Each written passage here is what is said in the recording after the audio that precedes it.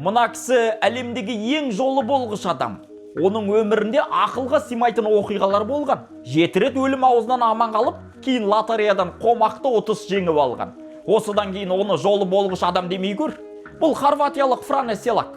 Ол алғаш рет 28 жасында өліммен бетпе-бет келеді.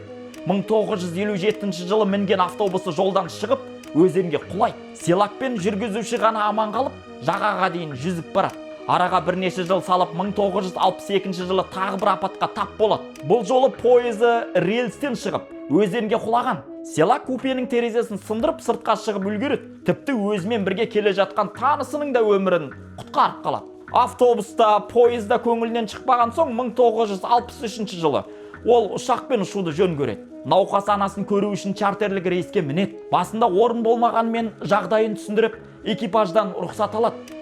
Ұшақта ол Розика есімді стюардессаның жанына отырады. Алайда, көп ұзамай ұшақ техникалық ақауға ұшырап, биіктігін жоғалтып құлай бастайды. Құлау кезінде есігі ашылып кетіп, Селак пен Розика 800 метр биіктіктен жерге шөптің үстіне құлайды.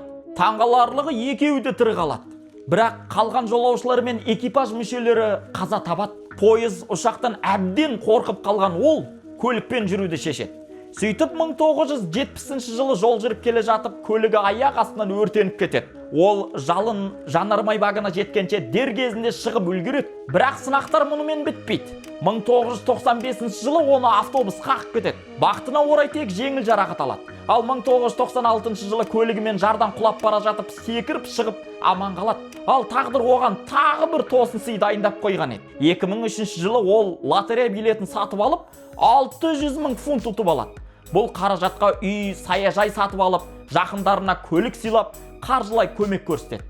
Әлемдегі ең жолы болғыш адам атанған Селак 2016 жылы 86 жасында өмірден өтті. Арбадағы бала осындай қызықты оқиғаларды тағы айтып береді. Парақшама жазылып, мені қолдауыңызды өтінемін.